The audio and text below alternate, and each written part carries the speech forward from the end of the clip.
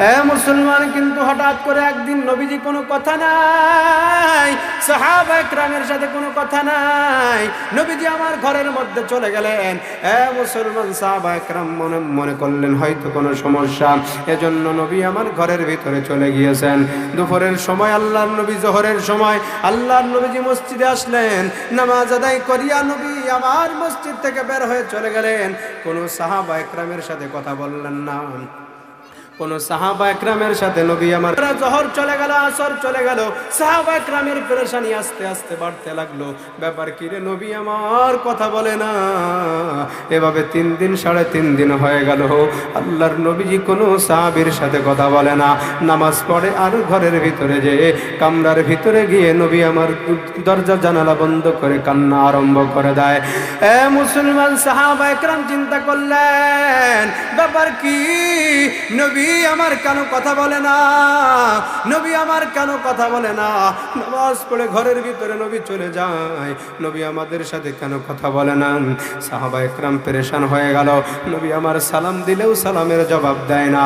হঠাৎ করে সাহাবায়ে কেরাম সবাই এনারা পরামর্শে বসে গেলেন, বললেন আমরা একটু পরামর্শ করে, সবাই পরামর্শ করে বললেন আল্লাহর নবীজিকে গিয়ে, আবু বকর তুমি যে নবীর ঘরে গিয়ে সালাম দাও, কারণ তুমি যদি নবীর ঘরে সালাম দাও তাহলে নবী তোমার সালামের জবাব না দিয়ে পারবে না, কারণ তুমি তো আল্লাহর নবী সাল্লাল্লাহু আলাইহি ওয়াসাল্লামের হিজরতের রাতের সাথী।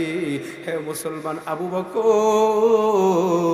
এমন একজন জলিল কদর সাহাবী, আল্লাহর নবী সাল্লাল্লাহু আলাইহি ওয়াসাল্লামের হিজরতের রাতের সাথে।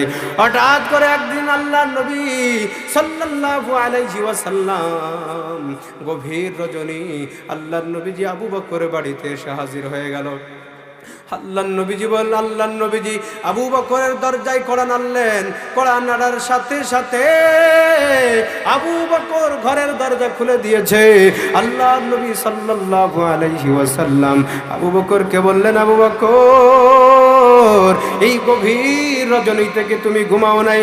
আবু বকর বললেন, ইয়া রাসূলুল্লাহ, ইয়া হাবিবাল্লাহ, না না না, অনেক দিন আগে আপনি আমাকে বলেছিলেন আবু বকর রে, কোন দিন যেন রাত্রে বেলা হিজরত করে আল্লাহ রাব্বুল আলামিনের অর্ডারে হিজরত করে মক্কা থেকে মদিনায় যেতে হবে। ইয়া রাসূলুল্লাহ, ওই দিন থেকে আমি আবু বকর ঘুম বন্ধ করে দিয়েছি। ওই দিনের পরে আমি আর কোনোদিন বিছনার সাথে পিঠ লাগায়া ঘুমাই না। আমি এই দরজার সাথে দাঁড়ায়া দাঁড়ায়া আমি যতটুকু সম্ভব ঘুমাই, কারণ আল্লাহর নবীজি আমার দরজায় এসে ডাক দিবে, আর আমি যদি দরজা খুলতে না পারি আল্লাহর নবীজি আমার উপরে অসন্তুষ্ট হয়ে যাবেন, আল্লাহর নবীজি হয়তো বা কষ্ট পাবেন। এই জন্য ইয়া রাসূলুল্লাহ, ওই দিন থেকে আমি ঘুম বন্ধ করে দিয়েছি।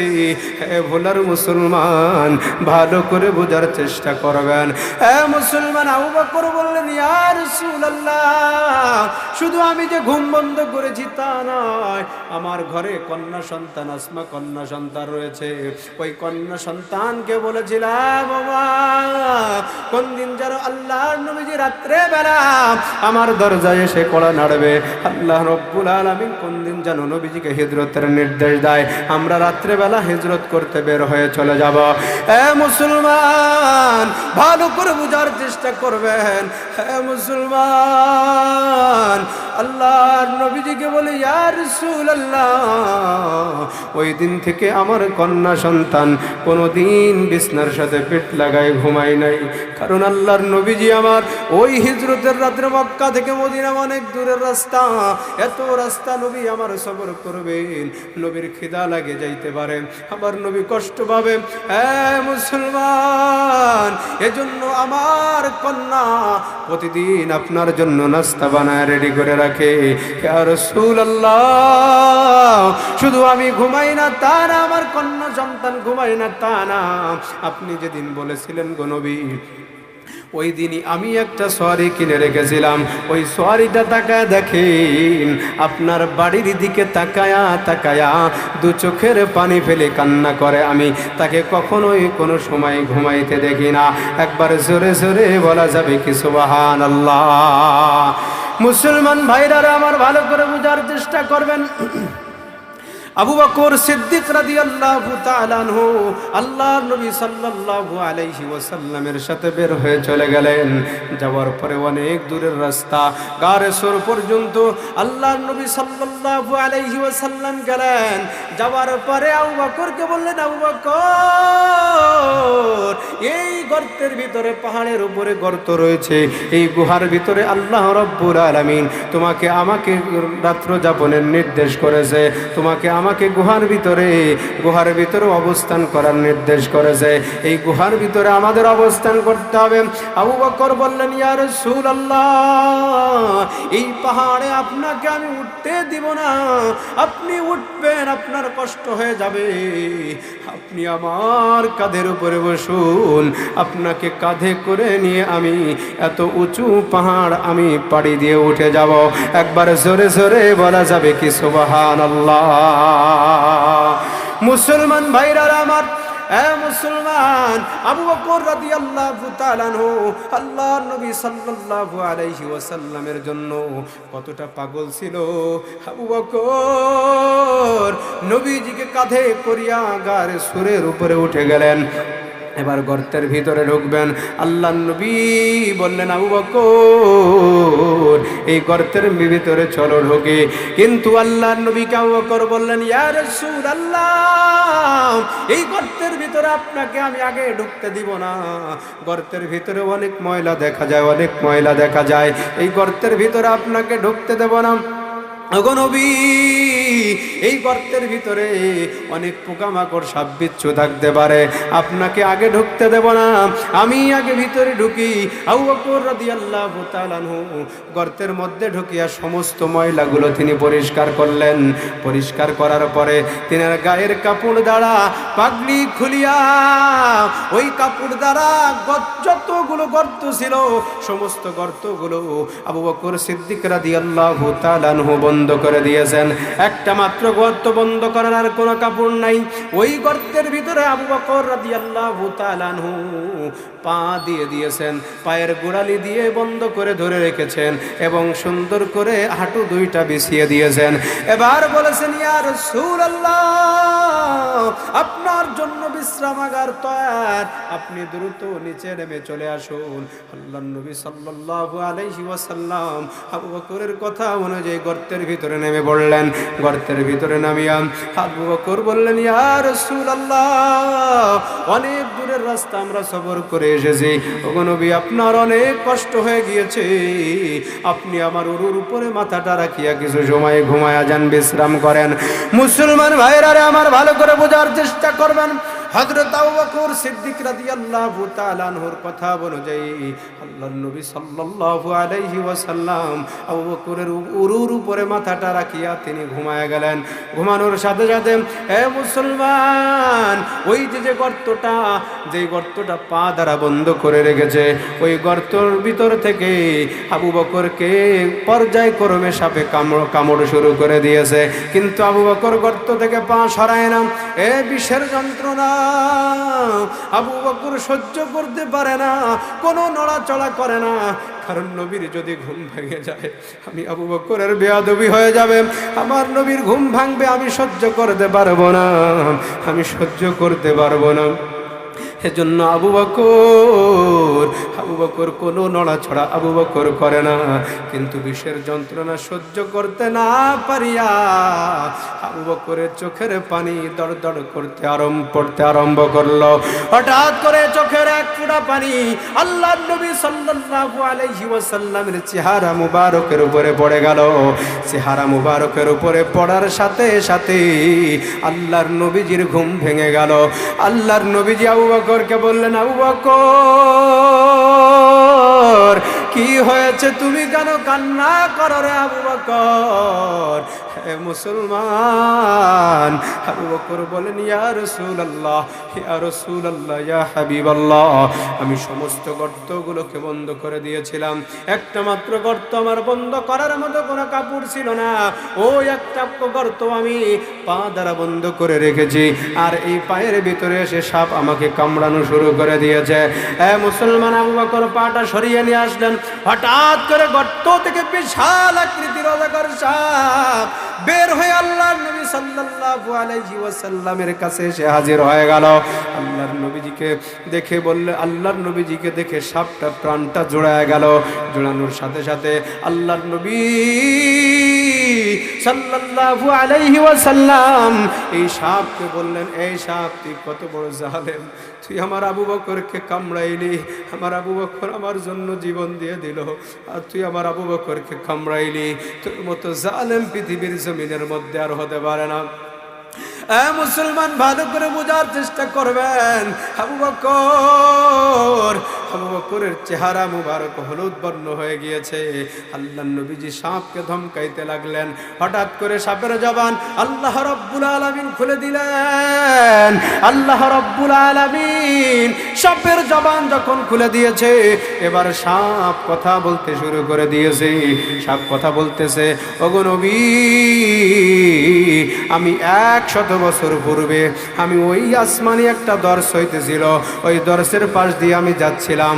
আমি শুনেছিলাম 100 বছরের মাথায় আল্লাহর নবী সাল্লাল্লাহু আলাইহি ওয়াসাল্লাম এই গর্তের ভিতরে এসে হাজির হবে। ওগো নবী, ওই দিন থেকে আপনার চেহারাটা একটা বার দেখবো বলে আমি খেয়ে না খেয়ে গর্তের ভিতরে 100 বছর হয়ে গেল অবস্থান করতেছে। মুসলমান ভালো করে বোঝার চেষ্টা করবেন। আল্লাহর নবী সাল্লাল্লাহু আলাইহি ওয়াসাল্লামকে দেখার জন্য এই সাপ 100 বছর অবস্থান করতেছে। সাপ বলতেছে, ইয়া রাসূলুল্লাহ, কিন্তু আমি যখন অবস্থান করছি আপনার আবু বকর সমস্ত দরজাগুলো, বের হওয়ার দরজাগুলো বন্ধ করে দিয়েছে, একটা মাত্র দরজা খালি ছিল, ওই দরজাটাও পা দ্বারা বন্ধ করে দিয়েছে।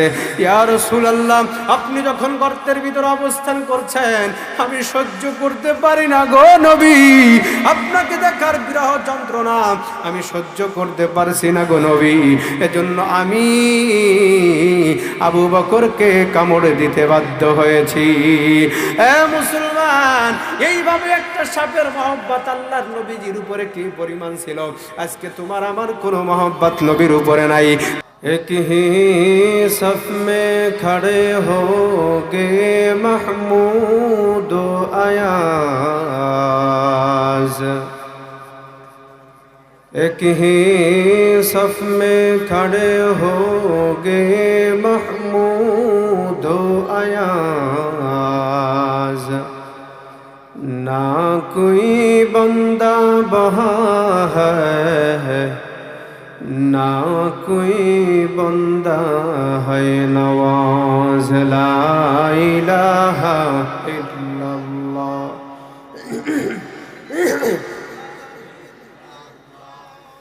ला इलाहा इल्लल्लाह, ला इलाहा इल्लल्लाह। सूरज ने दिया अपनी शुआ उनके ये पैगाम, सूरज ने दिया अपनी शुआ उनके ये पैगाम, दुनिया है अजब चीज़, कभी सुबह कभी शाम, दुनिया है अजब चीज़, कभी सुबह कभी शाम। दुनिया में हो दुनिया का तलबगार नहीं हो, दुनिया में हो दुनिया का तलबगार नहीं हो, बाजार से गुजर हो खरीदार नहीं हो, बाजार से गुजर हो खरीदार नहीं हो। मकबूल तो है शाहजहां क़बिल तो बहुत है, मकबूल तो है शाहजहां क़बिल तो बहुत है, आईना के मानंदे तू नहीं दिल तो बहुत है, आईना के मानंदे तू नहीं दिल तो बहुत है। ला इलाहा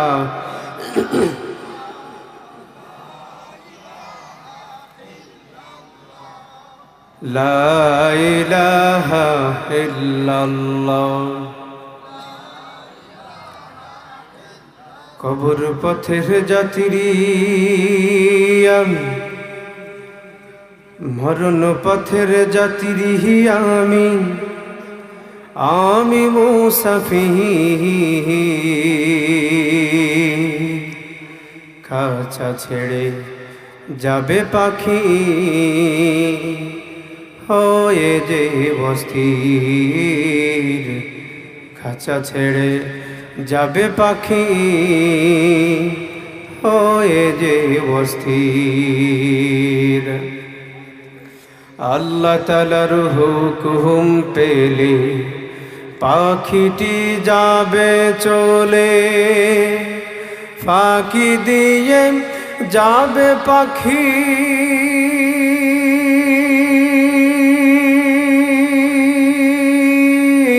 কিছুই না বলে। আল্লাহ তাআলার হুকুম পেলে পাখিটি যাবে চলে, ফাঁকি দিয়ে যাবে পাখি কিছুই না বলে। সেদিন শূন্য দেহ পড়ে রবে, শূন্য দেহ পড়ে রবে হয়ে যে স্থির। খাঁচা ছেড়ে যাবে পাখি হয়ে যে অস্থির। খাঁচা ছেড়ে যাবে পাখি হয়ে যে অস্থির। সেদিন আমায় বিদায় দিতে কাঁদবে সবার মন,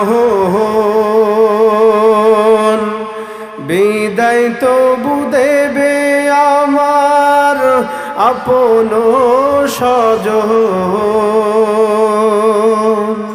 সেদিন আমায় বিদায় দিতে কাঁদবে সবার মন, বিদায় তবু দেবে আমার আপন স্বজন। আমি সবার পানে থাকবো চেয়ে, সবার পানে থাকবো চেয়ে হয়ে যে অধীর। খাঁচা ছেড়ে যাবে পাখি হয়ে যে অস্থির। খাঁচা ছেড়ে যাবে পাখি হয়ে যে অস্থির। ওয়াইন তাউদ্দু নি'মাতাল্লাহি লা তুহসুহা। মুসলমান ভাইরা রে, আমার কথাগুলো ভালো করে বোঝার চেষ্টা করবেন। আল্লাহ রাব্বুল আলামিন কুরআনুল কারীমের মধ্যে জানা দেয়, দুনিয়ার মানুষে শোনো, আমি আল্লাহ রাব্বুল আলামিন তোমাদেরকে দুনিয়ার ভিতরে অসংখ্য অগণিত নিয়ামত দ্বারা ভরপুর করে রেখেছি, যা তোমরা কোশ্চিন কালেও গণনা করে শেষ করতে পারবা না। একবার জোরে জোরে বলা যাবে কি সুবহানাল্লাহ।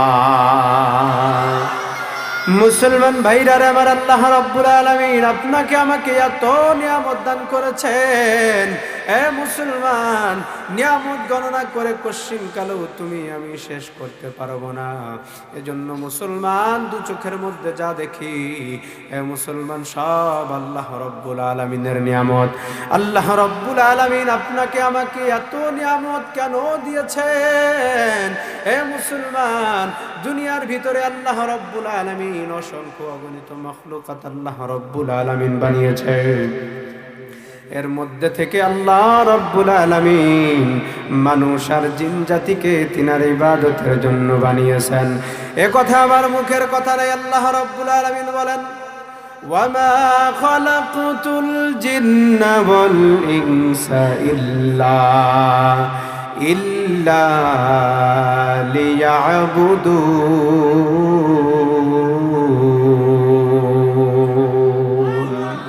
এই কালামে জিন্দা কুরআনে হাকিম হিকমতেও লা ইয়াজাল সাতা কদিম জামিউল في القرآن حكيم تقاصرت عنه وفهاب الرجال بغى قرآن كلام الله بشانه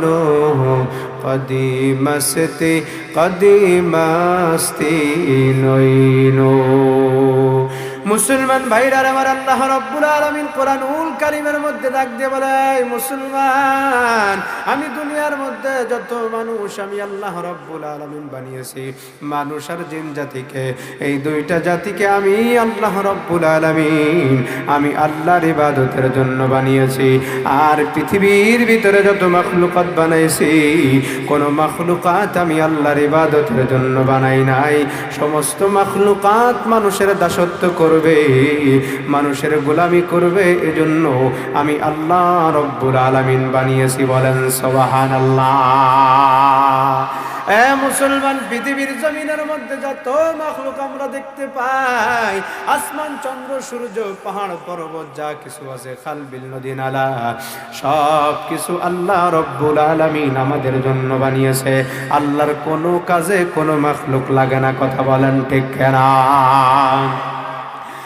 মুসলমান, আরো সব চাইতে বড় নিয়ামত বান্দা আল্লাহ রাব্বুল আলামিনের কাছে কোনদিন আমরা দরখাস্ত করি নাই, আল্লাহ আপনি আমাদেরকে মুসলমানের ঘরে জন্মদান করেন। আল্লাহ রাব্বুল আলামিন বিনা দরখাস্তে আপনাকে আমাকে মুসলমানের ঘরে জন্মদান করেছেন। মুসলমান, আল্লাহ রাব্বুল আলামিন শুধু তাই নয়, তোমাকে আমাকে আখেরি জামানার নবী মুহাম্মদুর রাসূলুল্লাহ সাল্লাল্লাহু আলাইহি ওয়াসাল্লামের উম্মত হিসেবে দুনিয়ায় বানিয়েছে। বলেন সুবহানাল্লাহ। কেমন একজন নবীর উম্মত আল্লাহ রাব্বুল আলামিন দুনিয়ার মধ্যে বানাইছেন। মুসলমান, এমন একজন নবীর উম্মত আমরা হতে পেরেছি। আল্লাহর নবী মুহাম্মদুর রাসূলুল্লাহ, আমার নবীর পরে আর কোন নবী আসবে না। আমার নবীর পরে যদি কোনো ব্যক্তি নবুয়ত দাবি করে, ওই ব্যক্তি ভণ্ড বেয়াদব ছাড়া আর কিছু হতে পারে না। ওই ব্যক্তি কশিন কালো ইমানদারও হতে পারে না। কথা বলেন ঠিক কিনা? আমার নবীর পরে নবী দাবি করেছে গোলাম মোহাম্মদ কাদিয়ানী। মুসলমান, এই গোলাম মোহাম্মদ কাদিয়ানী সে নিজেও কাফের, এবং তারে যারা অনুকরণ করে তারাও কি কাফের। মুসলমান, আমার নবীর পরে আর কোন নবী আসবে না। আল্লাহ রাব্বুল আলামিন এমন একজন নবীর উম্মত আপনাকে আমাকে বানাইছে। আগের জামানার সমস্ত নবীগণ গুলো আল্লাহর কাছে দোয়া করতেন, আল্লাহ আপনি আমাদেরকে নবী না বানাইয়া আখেরি জামানার নবী মুহাম্মদুর রাসূলুল্লাহ সাল্লাল্লাহু আলাইহি ওয়াসাল্লামের উম্মত বানিয়ে দুনিয়ায় পাঠান। মুসলমান ভাইরা রে আমার, এমন একজন নবীর উম্মত আল্লাহ রাব্বুল আলামিন বানাইছেন। মুসলমান, সময় যেহেতু সংক্ষেপ, আমি আমার মূল আলোচনার দিকে আস্তে আস্তে যাওয়ার চেষ্টা করছি। আল্লাহ রাব্বুল আলামিন বলতেছিলাম, আল্লাহ রাব্বুল আলামিন কিন্তু মানুষদেরকে অনর্থক দুনিয়ার জমিনে বানাই নাই। আল্লাহ রাব্বুল আলামিন মানুষদেরকে অনর্থক বানাই নাই। শুধু মানুষ কেন, পৃথিবীর জমিনের ভিতরে যত রকমের মাখলুক আল্লাহ বানাইছেন, সমস্ত মাখলুককে একটা উদ্দেশ্য নিয়ে বানিয়েছে। কথা বলেন ঠিক কিনা? আল্লাহ রাব্বুল আলামিন বলেন, আফা হাসিবতুম আন্নামা খলাকনাকুম আবাসা। দুনিয়ার মানুষ শোনো, তোমরা কি ধারণা করেছো, তোমরা কি মনে করেছো আমি আল্লাহ রাব্বুল আলামিন তোমাদেরকে অনর্থক সৃষ্টি করেছি? না না, আমি আল্লাহ রাব্বুল আলামিন তোমাদেরকে অনর্থক সৃষ্টি করি নাই। আমি আল্লাহ রাব্বুল আলামিন আমি আল্লাহর ইবাদতের জন্য তোমাদেরকে বানিয়েছি। বলেন সুবহানাল্লাহ। মুসলমান ভাইরা আমার, কিন্তু দুঃখ আর আফসোসের বিষয়, আল্লাহ রাব্বুল আলামিন আপনাকে আমাকে ইবাদতের জন্য বানিয়েছে। আমরা ইবাদতের ধারে কাছেও আমরা কেউ যাই না। আমরা ইবাদতের ধারে কাছেও কেউ আমরা যাই না, বরং গুনাহের সয়লাব আমাদের ভিতরে ছড়িয়ে পড়েছে। এত পরিমাণ গুনাহের মধ্যে আমরা লিপ্ত। মুসলমান, সারাদিন গুনাহ করতে থাকি। কথা বলেন ঠিক কিনা? মুসলমান, এই গুনাহ গুনাহ এত পরিমাণ মারাত্মক ভয়াবহ খারাপ একটা জিনিস। মুসলমান গুনাহ করতে করতে করতে করতে বান্দার ভালো অন্তর পচে পচে পচে গলে ছারখার হয়ে যায়। মুসলমান এই অগুনাহ করতে করতে যখন বান্দার অন্তর পচে গলে ছারখার হয়ে যাবে, তখন কোনো ভালো কাজ আর বান্দার অন্তরে ভালো লাগবে না, তখন কোনো নেকির কাজ বান্দার ভালো লাগবে না। সব সময় বান্দা সব সময় খারাপ কাজ তার কাছে ভালো লাগবে। কথা বলেন ঠিক কিনা? এজন্য মুসলমান বান্দা যখনই তুমি ইবাদত বন্দেগী করার মাঝে মাঝে যখনই আপনার আমার গুনাহ হয়ে যাবে, আল্লাহ রাব্বুল আলামিনের কাছে তোমার আমার তওবা করে নিতে হবে। আল্লাহ রাব্বুল আলামিনের কাছে তোমার আমার তওবা করে নিতে হবে। মুসলমান ভালো করে বুঝার চেষ্টা করবেন, আল্লাহ রাব্বুল আলামিন আপনাকে আমাকে বানাইছেন ইবাদতের জন্য। ইবাদতের পাশাপাশি বান্দা যখন গুনাহ করে ফেলি, বান্দার সাথে সাথে তওবা করে নিবা। আর বান্দা যখন গুনাহ থেকে বেঁচে থাকার চেষ্টা করবা, বান্দা তিনটা জিনিস তুমি সব সময় স্মরণ রাখবা। তিনটা জিনিসের ভিতরে এক নাম্বার, গুনাহ যখন করতে মনে চায় তখন চিন্তা করবা আমি যে গুনার কাজের ভিতরে লিপ্ত হইতেছি। ভোলার মুসলমান ভালো করে বোঝার চেষ্টা করবেন। মুসলমান তিনটা জিনিস বান্দা তুমি স্মরণ করবা। এক নাম্বার জিনিস বান্দা স্মরণ করবা যে আমি যে গুনার কাজ করতেছি, পৃথিবীর জমিনের মধ্যে কেউ দেখছে না। গভীর রজনী, এই গভীর রজনীতে ঘরের দরজা জানালা সব বন্ধ করে দিয়েছি, সব কিছু বন্ধ করে দেওয়া হয়েছে। ঘরের ভিতরে আর কেউ নাই। আমি যখন গুনাহ করলে ইচ্ছা মতো গুনাহ করতেছি, করলে কেউ বাধা দেওয়ার মতো কেউ নাই। কিন্তু বান্দা চিন্তা করবা, এই সময় পৃথিবীর জমিনের মধ্যে সকলের চোখ ফাঁকি দেওয়া যায়, কিন্তু একজনের চোখ ফাঁকি দেওয়া যায় না। তিনি কে? আরো জোরে বলেন, তিনি কে? মুসলমান, আল্লাহ রাব্বুল আলামিনের চোখ কেউ কখনো আল্লাহর চোখকে কেউ ফাঁকি দিতে পারবা না। আমি যেই গুনার কাজ করতেছি, বান্দা এক নাম্বার স্মরণ করতে হবে, পৃথিবীর জমিনের মধ্যে কেউ দেখুক আর না দেখুক, আমার গুনার খবর আল্লাহ দেখছে। আমার গুনার সব কিছু আমি যা করতেছি আমার দয়ার আল্লাহ দেখতেছে। দুই নাম্বার, বান্দা যখন তুমি গুনাহের কাজের মধ্যে লিপ্ত হবা, তখন চিন্তা করবা হাই হাই রে, আমি যে গুনার কাজ করতেছি, এই গুনার কাজের জন্য কাল কিয়ামতের ময়দানে আল্লাহ রাব্বুল আলামিনের কাঠগড়ায় আমাকে দাঁড়া হতে হবে। কথা বলেন ঠিক কিনা? মুসলমান ভালো করে বোঝার চেষ্টা করবেন। মুসলমান, আল্লাহ রাব্বুল আলামিনের কাঠগড়ায় তোমাকে আমাকে দাঁড়াতে হবে। মুসলমান, ওই কাঠগড়া থেকে কশিন কালেও আমরা কেউ আল্লাহর দয়া মায়া ছাড়া কেউ কোনোদিন মুক্তি পাওয়ার কোনো উপায় নাই। দুনিয়ার জমিনের মধ্যে বান্দা তুমি যখন অন্যায় অবিচার করে ফেলা হয়, তখন কিন্তু দুনিয়ার কাঠগড়া আছে, দুনিয়ার কাঠগড়ায় আমাকে বিচারের জন্য দাঁড় করানো হয়।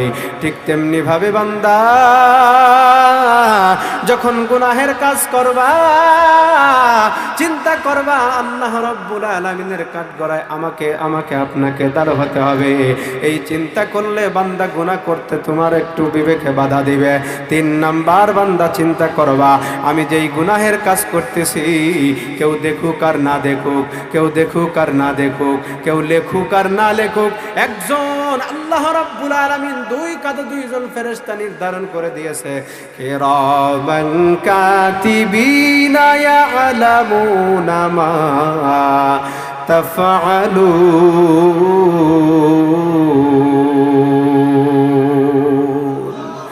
মুসলমান ভাইরা আমার, আল্লাহ রাব্বুল আলামিন দুই পাশে দুইজন ফেরেশতা নির্ধারণ করে দিয়েছে। একজন নেকির কাজ লেখে, একজন বদ আমল লেখে। মুসলমান নেকি আমল করলে সাথে সাথে ফেরেশতা লিখে ফেলে, আর যখন তুমি বদ আমল করবা সেটাও কিন্তু লেখার জন্য ফেরেশতা রয়েছে। সুতরাং আমি যেই কাজ করি না কেন, যেই গুনাহের কাজ করি না কেন, প্রত্যেকটা গুনাহ আমার লিপিবদ্ধ করা হচ্ছে। এই চিন্তা করলে বান্দা কিন্তু গুনাহ করতে আর মন চাইবে না। কমপক্ষে বান্দার বিবেকে একটু হলেও বাধা দেবে। কথা বলেন ঠিক কিনা? কি বাধা দেবে না বিবেকে? বলেন, অবশ্যই বান্দার বিবেকে বাধা দেবে। মুসলমান ভাইরা আমার, আল্লাহর নবী সাল্লাল্লাহু আলাইহি ওয়াসাল্লাম সাহাবায়ে কেরামদেরকে নিয়ে আলোচনা করতেছিলেন, সাহাবায়ে কেরাম আলোচনা শুনতেছিলেন। হঠাৎ করে পিছন দিক থেকে একজন ব্যক্তি এসে বলল, এক আল্লাহর বান্দা এসে বলল, ইয়া রাসূলুল্লাহ, ইয়া হাবিবাল্লাহ, আপনি আমাকে জিনা করার অনুমতি দেন। সমস্ত সাহাবায়ে কেরাম পিছনের দিকে তাকায় পড়লেন। সাহাবায়ে কেরাম, সমস্ত সাহাবায়ে কেরাম রাগান্বিত হয়ে গেলেন। তিনারা কেউ বললেন, ইয়া রাসূলুল্লাহ, আপনি আমাকে অনুমতি দেন, তার গর্দানটা উড়িয়ে দেব। আর একজন সাহাবী বললেন, ইয়া রাসূলুল্লাহ, ওর কত বড় সাহস, আপনার কাছে জিনা করার অনুমতি চায়। নবী, আপনি আমার অনুমতি দেন। আর তার ঘাড় ধাক্কা করে মজলিস থেকে বের করে দেই। এক একজন এক এক রকমের আল্লাহর নবীজির কাছে বলতে লাগলো। আল্লাহর নবী সাল্লাল্লাহু আলাইহি ওয়াসাল্লাম তখন বলে দিল, তখন বলল, এই সাহাবায়ে কেরাম শোনো, তোমরা কোনো কিছুই করতে হবে না, থেকে জায়গা করে দাও, আমি নবীর কাছে আসতে দাও। সাহাবায়ে কেরাম সবাই জায়গা করে দিলেন। মুসলমান, জায়গা করা দেওয়ার সাথে সাথে আল্লাহর বান্দা আল্লাহর নবী সাল্লাল্লাহু আলাইহি ওয়াসাল্লামের কাছে এসে হাজির হয়ে গেল। হাজির হওয়ার পরে আল্লাহর নবী সাল্লাল্লাহু আলাইহি ওয়াসাল্লাম ওই ব্যক্তিকে বলল, ভাই শোনো, ভাই শোনো, তুমি কি চাও তোমার মায়ের সাথে কেউ জিনা করুক? ইয়া রাসূলুল্লাহ, ইয়া হাবিবাল্লাহ, না না, বরং আমার মায়ের সাথে কেউ যদি জিনা করতে চায়, আমি তার গর্দানটা উড়ায় দেব, তার গর্দান উড়ায় দেব। আল্লাহর নবীজি তাকে আবার বললেন, তুমি কি চাও তোমার মেয়ের সাথে কেউ জিনা করুক? ইয়া রাসূলুল্লাহ, না না, আমার মেয়ের সাথে কেউ জিনা করবে আমি বরদাস্ত করতে পারবো না। আল্লাহর নবী সাল্লাল্লাহু আলাইহি ওয়াসাল্লাম আবার জিজ্ঞাসা করলেন, তুমি কি চাও তোমার স্ত্রীর সাথে কেউ জিনা করুক? ইয়া রাসূলুল্লাহ, না না, আমার স্ত্রীর সাথে কেউ জিনা করবে এটাও আমি সহ্য করতে পারবো না, এটাও আমি সহ্য করতে পারবো না। তুমি কি চাও তোমার খালার সাথে কেউ জিনা করুক? ইয়া রাসূলুল্লাহ, না না, তুমি কি চাও তোমার ফুফুর সাথে কেউ জিনা করুক? ইয়া রাসূলুল্লাহ, না না, আমি কোনোটাই সহ্য করতে পারবো না। আল্লাহর নবী সাল্লাল্লাহু আলাইহি ওয়াসাল্লাম এবার এই ব্যক্তিকে বলে দিলেন, এই সাহাবী শোনো, তুমি যার সাথে জিনা করবা সেও হয়তোবা কারো মা হবে, হয়তোবা কারো বোন হবে, হয়তোবা না হয় কারো স্ত্রী হবে, না হয় কারো খালা হবে, না হয় কারো ফুফু হবে। সুতরাং তুমি যার সাথে জিনা করতে চাইবা তার মা, তার হয়তো কারো মা, ওই সন্তান তো চাইবে তোমার গর্দানটা উড়ায় দিতে। এটা কি করে তুমি আরেকজনের সাথে জিনা করতে চাও? এই ব্যক্তির সাথে সাথে অন্তর চক্ষু খুলে যায়। আল্লাহর নবীকে বললেন, ইয়া রাসূলুল্লাহ, আপনি আমাকে তওবা পড়ায় দেন, আর আমি জীবনে কোনো গুনার কাজ করতে চাই না। আল্লাহর নবী সাল্লাল্লাহু আলাইহি ওয়াসাল্লাম এই ব্যক্তির মাথার উপরে হাত রাখিয়া তিনটা দোয়া করেছিলেন। এক নাম্বার দোয়া, আল্লাহুম্মা গফির যামবাহু, ও আল্লাহ তুমি তার জীবনের তামাম গুনাহগুলোকে মাফ করে দাও। দুই নাম্বার, আল্লাহর নবী তার জন্য দোয়া করেছিলেন, আল্লাহ ওয়াতাহির কলবাহু, আল্লাহ তুমি তার কলবকে পুত পবিত্র বানায় দাও। তিন নাম্বার নবী আমার তার জন্য দোয়া করেছিল, ও হাসিন ফারজাহু, ও আল্লাহ তুমি তার লজ্জা স্থানের হেফাজত করার ব্যবস্থা করে দাও। একবার জোরে জোরে বলা যাবে কি সুবহানাল্লাহ? মুসলমান ভাইরা আমার, আল্লাহর নবী সাল্লাল্লাহু আলাইহি ওয়াসাল্লাম দোয়া করেছেন আর সেই দোয়া কবুল হবে না, এটা কি হতে পারে? এটা কি সম্ভব? বরং আল্লাহর নবী দোয়া করেছেন, সাথে সাথে কবুল করে নিয়েছেন আমার আল্লাহ। মুসলমান, উপস্থিত সাহাবায়ে কেরাম পরবর্তীতে খবর জানিয়ে দিয়েছে, আল্লাহর নবীজি যেই তিনটা দোয়া করেছে ওই ব্যক্তি মৃত্যুর আগ পর্যন্ত আমাদের জানা মতে আর সে কখনো গুনাহের ধারে কাছেও যায় নাই। একবার জোরে জোরে বলা যাবে কি সুবহানাল্লাহ? মুসলমান ভাইরা আমার, কথাগুলো ভালো করে বোঝার চেষ্টা করবেন। মুসলমান, আমি যে আয়াত আপনাদের সামনে পড়েছিলাম, আল্লাহ রাব্বুল আলামিন বলেন, ইন্নাল্লাযীনা আমানু ওয়া আমিলুস সালিহাতি কানাত লাহুম জান্নাতুল ফিরদাউসি নুজুলা। মুসলমান, আল্লাহ রাব্বুল আলামিন কোরআনুল কারীমের মধ্যে জানা দেয়, দুনিয়ার মানুষ শোনো, আল্লাহ রাব্বুল আলামিন কিন্তু দুনিয়ার ভিতরে যত মানুষ বানাইছেন সমস্ত মানুষকে আল্লাহ রাব্বুল আলামিন তার ইবাদতের জন্য বানিয়েছেন। আর আল্লাহ চায় না আমার কোনো বান্দা জাহান্নামে যাক। এজন্য আল্লাহ রাব্বুল আলামিন কোরআনুল কারীমের মধ্যে মানুষদেরকে দুইটা কর্মসূচি দিয়েছেন, জান্নাতে যাবার জন্য দুইটা কর্মসূচি। ভালো করে খেয়াল করে বোঝার চেষ্টা করবেন। আল্লাহ রাব্বুল আলামিন বলেন, দুনিয়ার মানুষ শোনো, জান্নাতে যাবার জন্য তোমার জন্য দুইটা কর্মসূচি রয়েছে। এক নাম্বার শর্ত হলো, এক নাম্বার কর্মসূচির নাম হলো, এক নাম্বার হলো ঈমান আনতে হবে। বান্দা ঈমান ছাড়া আল্লাহর তৈরি জান্নাতে যাওয়া যাবে না। কথা বলেন ঠিক কিনা? ঈমান ছাড়া জান্নাতে যাওয়া যায়? ঈমান ছাড়া যত বিধর্মী লোক আছে এরা কিন্তু পশ্চিমকালে আল্লাহর তৈরি জান্নাতে যেতে পারবে না, কখনো জান্নাতে যেতে পারবে না। কেন পারবে না? তাদের ঈমান নাই। আর ঈমান না থাকার কারণে তার কোনো আমলও কবুল হয় না, আল্লাহর দরবারে আমল কবুল হয় না। সুতরাং ঈমান পূর্ববর্তী জান্নাতে যাওয়ার জন্য শর্ত হলো ঈমান আনতে হবে। মুসলমান ভাইরারে আমার, ভালো করে বোঝার চেষ্টা করবেন। আল্লাহ রাব্বুল আলামিন কোরআনুল কারীমের মধ্যে জানা দিলেন, বান্দা তোমার জান্নাতে যাওয়ার জন্য দুইটা শর্ত। এক নাম্বার শর্তের নাম, বান্দা তোমার ঈমান আনতে হবে। বান্দা যদি ঈমান আনতে পারো তাহলে আমি আল্লাহ রাব্বুল আলামিনের তৈরি জান্নাতে যেতে পারবা। মুসলমান, সময় যেহেতু সংক্ষেপ, বেশি ব্যাখ্যার দিকে যাচ্ছি না, তবে এতটুকু কথা না বললেই নয়। ঈমান কত বড় দামি একটা সম্পদের নাম, কত বড় দামি একটা সম্পদের নাম। এই ঈমানকে আজকে আমরা অল্প কিছু অর্থের বিনিময়ে আমরা মুসলমান ঈমানকে বিক্রি করে দিচ্ছি। কথা বলেন ঠিক কিনা? মুসলমান, ঈমানের এত দাম, এত দাম। এতটুকু পরিমাণ সামান্যতম ঈমান যদি কারো অন্তরের ভিতরে নিয়ত থাকে, আল্লাহ রাব্বুল আলামিন বান্দাকে এক সময় না এক সময় জান্নাত দান করে দিবেন। আল্লাহর নবী সাল্লাল্লাহু আলাইহি ওয়াসাল্লাম হাদিসের মধ্যে জানা দেয়, দুনিয়ার মুসলমান, যার অন্তরের ভিতরে জবের দানা পরিমাণ নিয়ত ঈমান নিয়ত রয়েছে, এই জবের দানা পরিমাণ ঈমানের এত দাম, এত দাম। এতটুকু ঈমানের কারণে আল্লাহ রাব্বুল আলামিন বান্দাকে জাহান্নাম থেকে বের করে জান্নাত দান করে দিবেন। বলেন সুবহান আল্লাহ।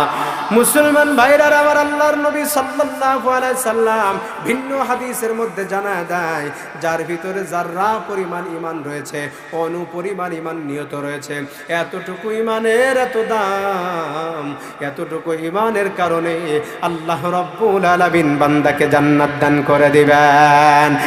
মুসলমান, মুফাসসিরিন ইকরাম, মুহাদ্দিসিন ইকরাম এই যাররার উদাহরণ দিতে গিয়ে তিনারা বলেছেন, ব্যাখ্যার মধ্যে লিখেছেন, একটা বালুকে যদি 70 ভাগে বিভক্ত করা হয়, কয় ভাগে? 70 ভাগে। একটা বালু, বালু চেনেন তো নাকি? একটা বালুকে যদি 70 ভাগে বিভক্ত করা হয়, আচ্ছা বলেন তো ওই বালুকে আর ধরতে পারবেন? দেখা যাবে? এইটার নাম হলো যাররা। এতটুকু ঈমান যদি কারোর অন্তরের ভিতরে নিহিত থাকে, আল্লাহ রাব্বুল আলামিন বান্দাকে এক সময় না এক সময় জান্নাত দান করে দিবেন। আর একটা উদাহরণ দিলে আরো ভালো করে বুঝে আসবে। আমাদের গ্রাম এলাকায় আপনার টিনের ঘর আছে না? টিনের ঘরের ভিতরে আপনি যখন ঢুকবেন তখন দেখবেন টিনের ভিতরে যে ছিদ্র আছে, টিনের যে ছিদ্র, ওই ছিদ্র দিয়ে অনেক সময় ওই রোদের একটা আলো ভিতরে ঢোকে। ঢোকে কি ঢোকে না? খেয়াল করছেন কখনো? ওই রোদের দিকে তাকায় দেখবেন, ওই আলোটার দিকে দেখবেন হাজারো লক্ষ লক্ষ কোটি কোটি ময়লা ওর ভিতরে ঘুরপাক খাচ্ছে। আচ্ছা, ওই ময়লাকে কোশ্চিনকালে এভাবে আপনি ধরতে পারবেন? ধরে হাত দিয়ে দেখা যাবে? কোশ্চিনকালেও সম্ভব না। এটা শুধু চোখেই দেখা যাবে, ধরা সম্ভব নয়। এটার নাম হলো অণু, এটার নাম হলো যাররা। এতটুকু পরিমাণ ঈমান যদি কারোর ভিতরে নিহত থাকে, আল্লাহ রাব্বুল আলামিন এই ঈমানের সম্মানে এক সময় না এক সময় তাকে জাহান্নাম থেকে বের করে জান্নাত দান করে দিবেন। বলেন সুবহানাল্লাহ। মুসলমান ভাইরারে আমার, ভালো করে বোঝার চেষ্টা করবেন। ইমানের এত দাম, এত পরিমাণ, এতটুকু ইমান, এই যাররা পরিমাণ ইমান যদি কারোর অন্তরের ভিতরে নিয়ত থাকে, আল্লাহ রব্বুল আলামিন বান্দাকে এক সময় জান্নাত দান করে দিবেন। এ মুসলমান, ইমানের ব্যাখ্যার দিকে আর আমি যেতে চাই না। আল্লাহ রব্বুল আলামিন জান্নাতে যাওয়ার জন্য দুইটা শর্ত দিয়ে দিলেন। এক নাম্বার শর্তের নাম হলো ইমান। আল্লাহ রব্বুল আলামিন দুই নাম্বার শর্তের নাম দিয়ে দিলেন আমলে সালেহ। এ মুসলমান, ভালো করে বোঝার চেষ্টা করবেন। বান্দা যদি জান্নাতে যেতে হয় আমলে সালেহ করতে হবে। আমলে সালেহ ছাড়া কিন্তু বান্দাকেও জান্নাতে যেতে পারবো না।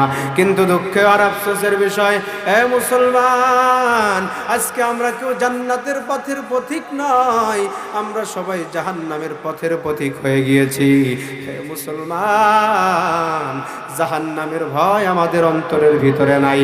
আমাদের অন্তরের ভিতরে কিন্তু জাহান্নামের ভয় বিন্দু পরিমাণ নাই। অথচ আল্লাহর নবী সাল্লাল্লাহু আলাইহি ওয়াসাল্লাম, আল্লাহর নবীজি সাল্লাল্লাহু আলাইহি ওয়াসাল্লাম নামাজের ভিতরে দাঁড়ায়া সারা রাত্র নবীজি আমার কাটা দিতেন। অথচ তার জীবনের আগে পরের সমস্ত গুনাহকে আল্লাহ রব্বুল আলামিন মাফ করে দিয়েছেন। আল্লাহর নবীজি যখন নামাজে দাঁড়াইতেন, আল্লাহর নবীজি লম্বা কিয়াম করার কারণে আল্লাহর নবীজির পা মুবারক ফুলে যাইত। আম্মা জান আয়েশা বলতেন, ইয়া রাসূলুল্লাহ, আল্লাহ কি আপনার আগে পরের সমস্ত গুনাহগুলোকে কি মাফ করে দেয় নাই? আপনি কি জন্য এত সময় পরিমাণ, আপনি কি জন্য এত লম্বা সময় কিয়াম করে পা ফোলাই বলেন? আল্লাহর নবী সাল্লাল্লাহু আলাইহি ওয়াসাল্লাম আম্মা জান আয়েশাকে বলল, আয়েশা রে, আল্লাহ রাব্বুল আলামিন আমাকে জান্নাত দান করেছেন। আল্লাহ রাব্বুল আলামিন আমার আগে পরের গুনাহগুলোকে মাফ করে দিয়েছেন। তাই বলে কি আমি আল্লাহ রাব্বুল আলামিনের শুকরিয়া আদায় করব না? এটা ছিল নবীর অবস্থা। নবী করিম সাল্লাল্লাহু আলাইহি ওয়াসাল্লাম একদিন ফজরের নামাজ আদায় করিয়া, হঠাৎ করে নবী আমার ফজরের নামাজ আদায় করিয়া তিনি দৌড়ে মসজিদ থেকে বের হয়ে চলে গেলেন। অথচ আল্লাহর নবীজির অভ্যাস ছিল, আল্লাহর নবী সাল্লাল্লাহু আলাইহি ওয়াসাল্লাম প্রতিদিন ফজরের নামাজ আদায় করিয়া সাহাবা একরামের দিকে মুখ করিয়া আল্লাহর নবীজি সকলের সুখ দুঃখের কথা শুনতেন। কেউ যদি কোনো স্বপ্নে দেখে থাকতেন, স্বপ্নের ব্যাখ্যাও নবীজি করে দিতেন। তোমার আমার ভিতরে নবীজির আদর্শ পর্যন্ত নাই। বরং শুধু তাই নয়, আল্লাহর নবীজিকে অনেক নাস্তিক বেঈমানের দলেরা, অনেক বেঈমানের দলেরা, অনেক নাস্তিক মুরতাদরা আল্লাহর নবীজিকে, আল্লাহ এবং আল্লাহর রাসূলকে নিয়ে গালিগালাজ, অকথ্য ভাষায় কটু কথা বলে। এমন বাংলার জমিনে আছে না নাই? হে মুসলমান, এমন জমিনের মধ্যে অভাব নাই আল্লাহ রাসূল সাল্লাল্লাহু আলাইহি ওয়াসাল্লামকে নিয়ে কটু কথা বলে, আল্লাহকে নিয়ে কটূক্তি করে। এই কয়েকদিন আগে, কিছুদিন আগে আবুল সরকার বাউল নামে ফাউল একজন ব্যক্তি, এই ব্যক্তি আল্লাহকে নিয়ে বাজে মন্তব্য করেছে কি করে নাই? মুসলমান হাজিরিন, আমি আপনাদেরকে কথা বলতে চাই দায়িত্বহীন কণ্ঠে। ভোলার মুসলমান শুনে রাখুন, ভালো করে কান পেতে শুনে রাখুন। ইমানি চেতনায় উজ্জীবিত হয়ে এভাবে আমাদের শপথ গ্রহণ করতে হবে। আল্লাহ এবং আল্লাহর রাসূল সাল্লাল্লাহু আলাইহি ওয়াসাল্লামকে নিয়ে যেই সমস্ত নাস্তিক বেঈমান মুরতাদের দলেরা যারা কটূক্তি করবে, আমরা তাদের জাত ভাঙা জবাব দেওয়ার জন্য প্রস্তুত রয়েছি। কথা বলেন ঠিক না? নাস্তিকতা নিপাত যাক, দিন ইসলাম জিন্দাবাদ। নাস্তিকতা নিপাত যাক, দিন ইসলাম জিন্দাবাদ। কোটি প্রাণে একই আওয়াজ, ঠিক না? নাস্তিকতা নিপাত যাক, দিন ইসলাম জিন্দাবাদ। কোটি প্রাণে একই আওয়াজ। খোদাদ্রোহী ছাড় পাবে না, এই বাংলায় ঠাই হবে না। মুসলমানরা জেগেছে আজ। খোদাদ্রোহী ছাড় পাবে না, এই বাংলায় ঠাই হবে না। মুসলমানরা জেগেছে আজ। ও জোর কদমে সামনে চলো, বজ্র কণ্ঠে আওয়াজ তোলো, সবাই মিলে একই তালে দাও না স্লোগান, লিল্লাহে তাকবীর। মুসলমানের মতো আওয়াজ দিতে হবে, লিল্লাহি তাকবীর, নারায়ে তাকবীর। ইসলামেরই জন্য দেশের হয়েছে জন্ম, ইসলামের বিরুদ্ধে গেলে দেশ হবে ভিন্ন, ঠিক না? ও ইসলামেরই জন্য দেশের হয়েছে জন্ম, ইসলামের বিরুদ্ধে গেলে দেশ হবে ভিন্ন। ও ইসলামের বিরুদ্ধে যারা নিয়েছো অবস্থান, এই বাংলায় ঠাই হবে না, যাও হিন্দুস্তান। ও জোর কদমে সামনে চলো, বজ্র কণ্ঠে আওয়াজ তোলো, সবাই মিলে একই তালে দাও না স্লোগান, লিল্লাহে তাকবীর, নারায়ে তাকবীর, নারায়ে তাকবীর, লিল্লাহে তাকবীর। মুসলমানের এই দেশেতে নাস্তিকদের ঠাঁই নাই, নাস্তিকদের পক্ষে যারা তাদের কোনো রক্ষা নাই, ঠিক না? ও মুসলমানের এই দেশেতে নাস্তিকদের ঠাঁই নাই, নাস্তিকদের পক্ষে যারা তাদের কোনো রক্ষা নাই। ও এই দেশেতে থাকতে হলে কোরআন মানতে হবে, ঠিক না? ও এই দেশেতে থাকতে হলে কোরআন মানতে হবে, কোরআন না মানলে তারা বিতাড়িত হবে। ও জোর কদমে সামনে চলো, বজ্র কণ্ঠে আওয়াজ তোলো, সবাই মিলে একই তালে দাও না স্লোগান, লিল্লাহে তাকবীর, নারায়ে তাকবীর, লিল্লাহে তাকবীর, নারায়ে তাকবীর। কোন নাস্তিক বেঈমানকে আর ছাড় দেওয়া হবে না, কথা বলেন ঠিক কিনা? যারা ইসলামকে নিয়ে বাড়াবাড়ি করবে, যারা ইসলামকে নিয়ে বাজে মন্তব্য করবে, আল্লাহ এবং আল্লাহর রসুলকে নিয়ে বাজে মন্তব্য করবে, কটূক্তি করবে, আমরা বাংলার মুসলমান সহ্য করে আর থাকবো না। সম্মানিত হাজিরিন, আল্লাহর নবী সাল্লাল্লাহু আলাইহি ওয়াসাল্লামকে কলিজা দিয়ে ভালোবাসতে হবে, সাহাবায়ে কেরাম বেশি ভালোবাসতে হবে জীবনের সব কিছুর চাইতে। যখন আল্লাহর নবীজিকে বেশি ভালোবাসতে হবে, তখন কিন্তু আল্লাহর নবীজির আদর্শই আমাদের গ্রহণ করতে হবে। আচ্ছা বলেন তো, আল্লাহর নবী সাল্লাল্লাহু আলাইহি ওয়াসাল্লামের আদর্শের ভিতরে মাদক আছে নাকি? কোনো নেশা জাতীয় কোনো কিছু আছে? তাহলে আল্লাহর নবীজির আদর্শ গ্রহণ করতে হলে নেশা দ্রব্য, মাদক দ্রব্য থেকে, মাদক থেকে আমাদের বিরত থাকতে হবে, কথা বলেন ঠিক কিনা? মুসলমান, এই মাদক এমন একটা খারাপ জিনিস, এমনভাবে আমাদের যুব সমাজকে ধ্বংস করে ছাড়ছে। মুসলমান, এটা মানুষের মস্তিষ্ককে বিকৃত করে ফেলে। বিকৃত করে ফেলার কারণে মানুষ এমন এমন কথা বলা শুরু করে দেয় যেই কথার কোনো আগামাথা থাকে না। যেমন গাঁজা খেয়ে আবুল নামের ফাউল সরকার সেই স্টেজে উঠে আল্লাহকে নিয়ে বাজে মন্তব্য করেছে। শুধুমাত্র খোঁজ নিয়ে দেখেন, সেই স্টেজে উঠার আগে গাঁজা আর বাবা খেয়ে উঠেছে, কথা বলেন ঠিক কিনা? এজন্য যুব সমাজকে আহ্বান করব, হে যুবক, তোমরা এ প্রজন্মের ইসলামকে উন্নতি করার জন্য বড় হাতিয়ার।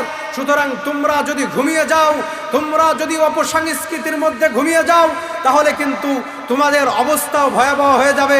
এজন্য তোমরা যদি আজকে এখন থেকে শক্ত ভূমিকা পালন করতে পারো, কোনো নাস্তিক বেঈমান, কোনো ইহুদি খ্রিস্টান আমাদের পাশে এসে দাবার মতো সাহসটুকু পাবে না, কথা বলেন ঠিক কিনা? এজন্য যুবক এখানে যারা আছেন, আজকে থেকে নিয়ত করবেন, আপনারা ভোলার মানুষ, ধর্মপ্রাণ মুসলমান, এতটুকু আমি জানি। আপনাদের ভোলায় আমি প্রত্যেক বছরই আলহামদুলিল্লাহ সফর করে থাকি, 2-4টা প্রোগ্রাম প্রত্যেক বছরই আলহামদুলিল্লাহ আমি আসি। আপনাদের ভোলার মানুষের মানে এতটা আন্তরিকতা দেখান, যেটা আসলে ভোলার মতো নয়। আল্লাহ রাব্বুল আলামিন আপনাদের এই আন্তরিকতাকে কবুল করেন, বলেন আমিন।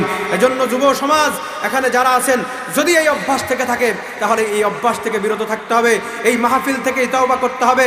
বান্দা, তুমি যদি তওবা করো, পিছনে যা কিছু করেছো, আল্লাহ রাব্বুল আলামিন তোমার তওবাকে কবুল করে নিয়ে তোমার সমস্ত গুনাহগুলোকে মাফ করে দিবেন, বলেন সুবহানাল্লাহ।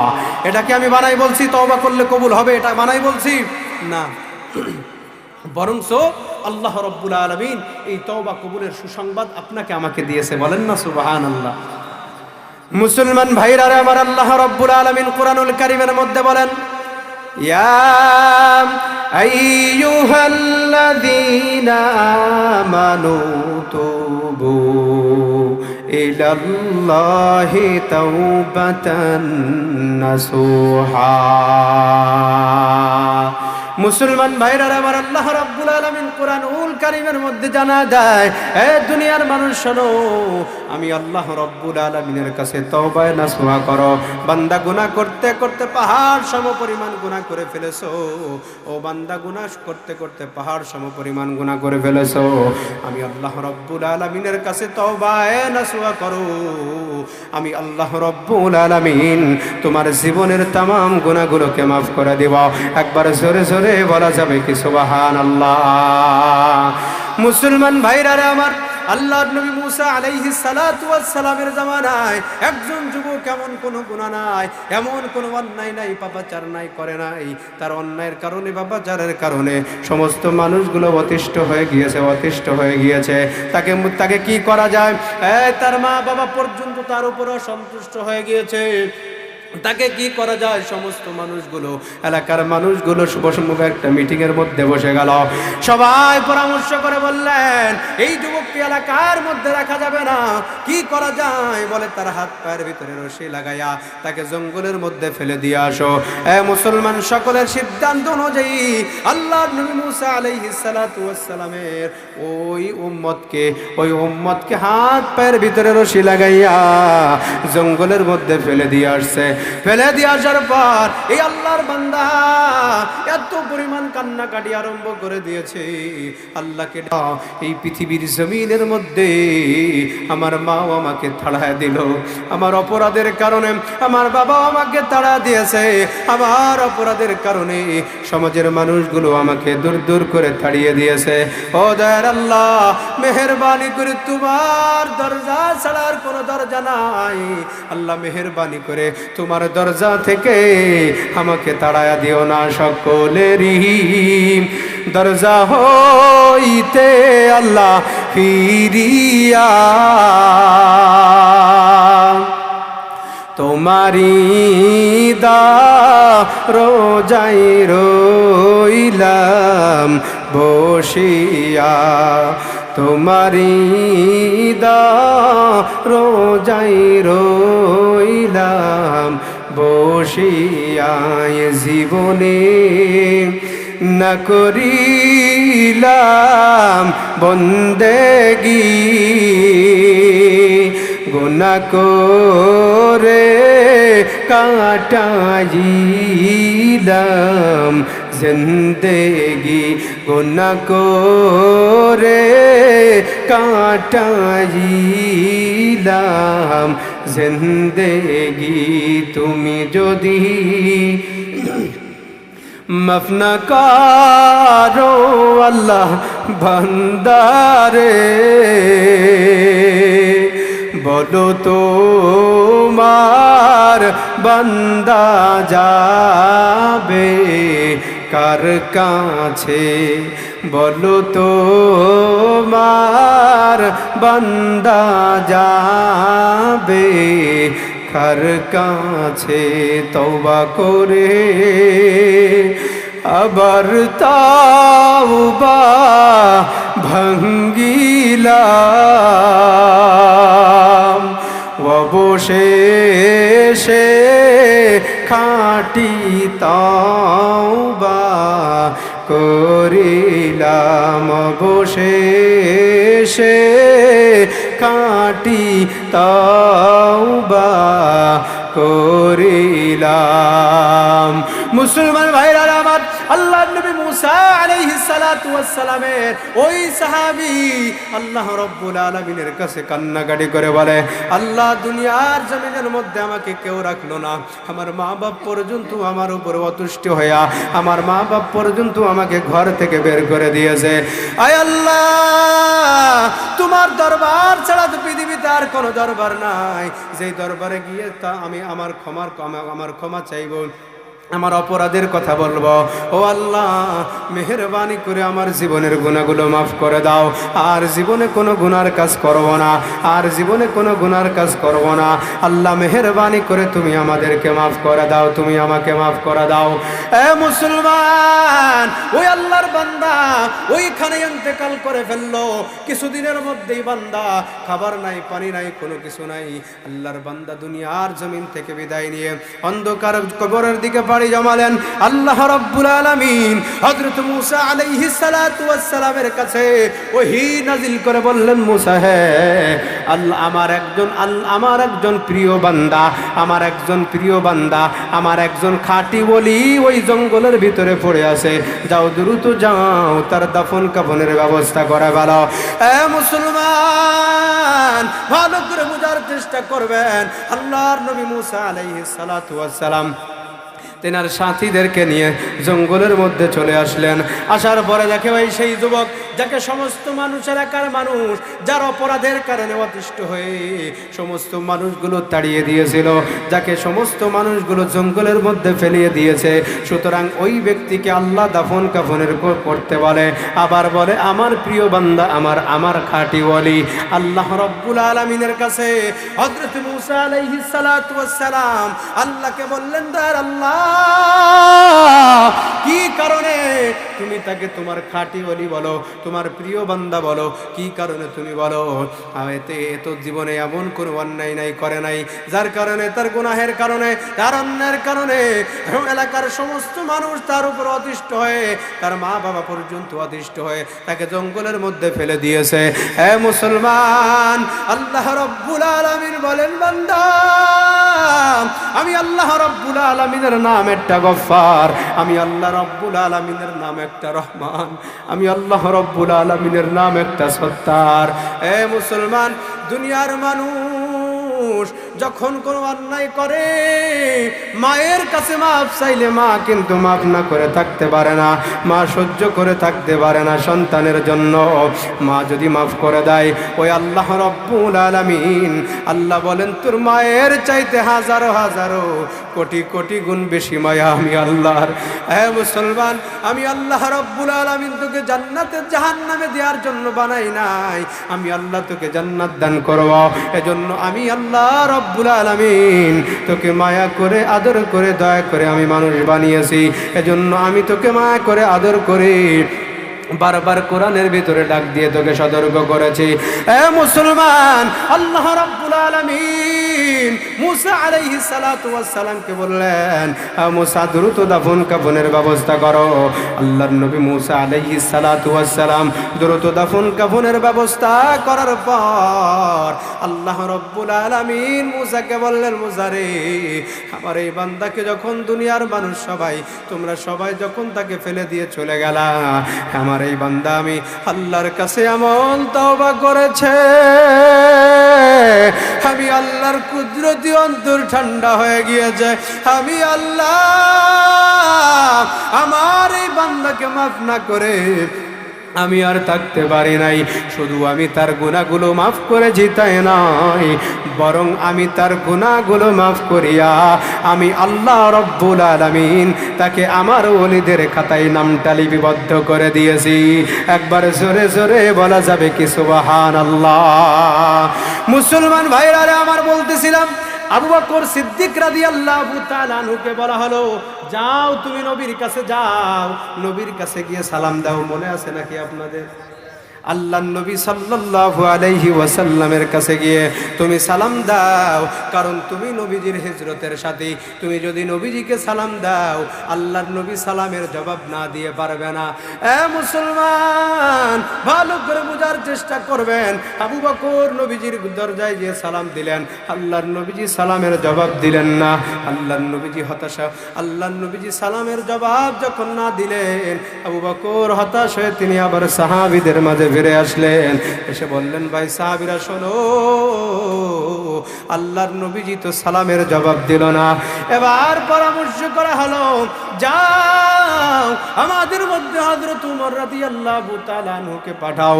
হযরত উমর রাদিয়াল্লাহু তাআলা আনহুকে পাঠানো হলো।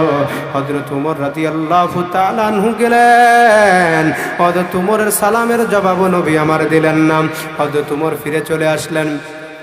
ফিরে চলে আসার পর মুসলমান ভালো করে বোঝার চেষ্টা করবেন।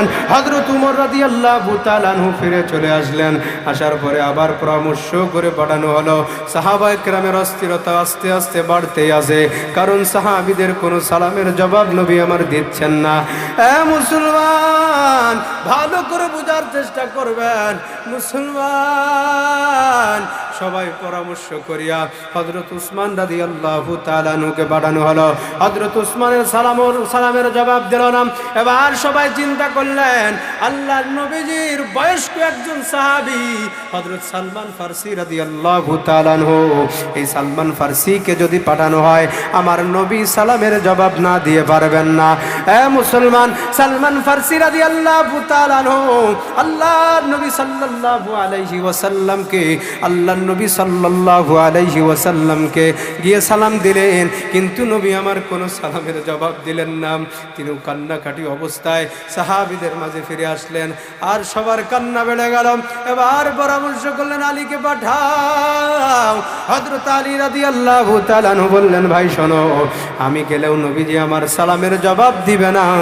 যেইখানে আবু বকরের সালামের জবাব দেয় নাই, যেইখানে উমরের সালামের জবাব দেয় নাই, যেইখানে উসমানের সালামের জবাব দেয় নাই, যেইখানে বয়স্ক সাহাবী হযরত সালমান ফারসির সালামের জবাব দেয় নাই, সুতরাং আমার সালামের জবাব নবী দেবে না। বরং তোমাদেরকে আমি একটা পরামর্শ দেই, আমার সহধর্মিণী হযরত ফাতেমা রাদিয়াল্লাহু তাআলা আনহাকে আল্লাহর নবীজির দরবারে যদি পাঠাই, আল্লাহর নবীজিকে যদি সালাম দেয়, ফাতেমার সালামের জবাব আল্লাহর নবী না দিয়ে কোশ্চিন কালেও পারবেন না। মুসলমান ভাইরা আমার, ভালো করে বোঝার চেষ্টা করবেন। আল্লাহর নবী সাল্লাল্লাহু আলাইহি ওয়াসাল্লামের কাছে হযরত ফাতেমা রাদিয়াল্লাহু তাআলা আনহাকে পাঠানো হলো। হযরত ফাতেমা রাদিয়াল্লাহু তাআলা আনহা চলে গেলেন। মুসলমান যাওয়ার পর নবীকে সালাম দিলেন, আসসালামু আলাইকা ইয়া রাসূলুল্লাহ। একবার সালাম দেওয়ার সাথে সাথে আল্লাহর নবীজি ঘর থেকে দ্রুত বের হয়ে চলে আসলেন। এসে বললেন, মা কি হয়েছে তোমার, কি হয়েছে তোমার, তুমি কি জন্য আসছো, কি জন্য আসছো, কেন তুমি আসছো? আল্লাহর নবীজির সালাম, আল্লাহর নবীজি সালামের জবাব দিলেন। মুসলমান আম্মা যান, আল্লাহর নবী সাল্লাল্লাহু আলাইহি ওয়াসাল্লামের কন্যা হযরত ফাতেমা রাদিয়াল্লাহু তাআলা আনহা, তিনি যখন চলে আসলেন আল্লাহর নবীজিকে সালাম দেওয়ার পর সালামের জবাব নবীজি আমার দিয়ে দিলেন।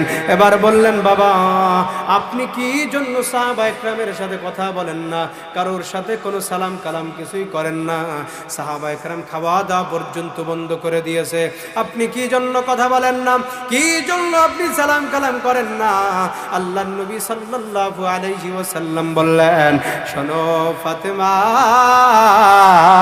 আমার কাছে জিবরাইল আমিন আসলো। জিবরাইল আমিন আসার পরে মুসলমান অনেক লম্বা ইতিহাস সংক্ষেপ করার চেষ্টা করছে।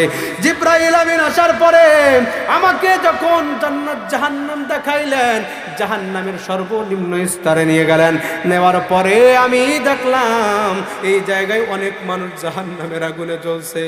আমি জিবরাইল আমিনকে বললাম, ভাই জিবরাইল, কি জন্য রে এই এত মানুষ জাহান্নামে আগুনে জ্বলে, এরা কারা? আল্লাহর নবীজিকে বললেন, ইয়া রাসূলুল্লাহ, এই সমস্ত মানুষ হলো আপনার উম্মতের মধ্যে ওই সমস্ত মানুষ যারা দুনিয়ার জমিনের মধ্যে মুনাফিকি করেছে, যারা দুনিয়ার জমিনের মধ্যে নেফাকি করেছে, এই জন্য তাদের স্থান আজকে জাহান্নামের তলদেশে হয়েছে। হে মুসলমান, ইন্নাল মুনাফিকিনা ফিদ দারকিল আসফালি মিনান নার।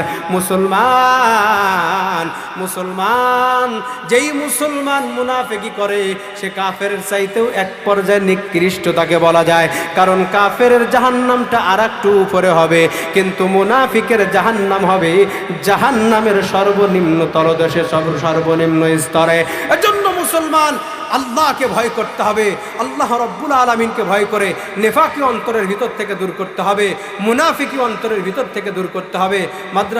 মাদ্রাসা হয়েছে, একে অপরের সাথে আপনার দ্বন্দ্বে লিপ্ত না হয়ে এই মাদ্রাসাকে সহযোগিতা করবেন এবং সহযোগিতার হাত বাড়িয়ে দিবেন। মুহতারাম হাজিরিন, আমি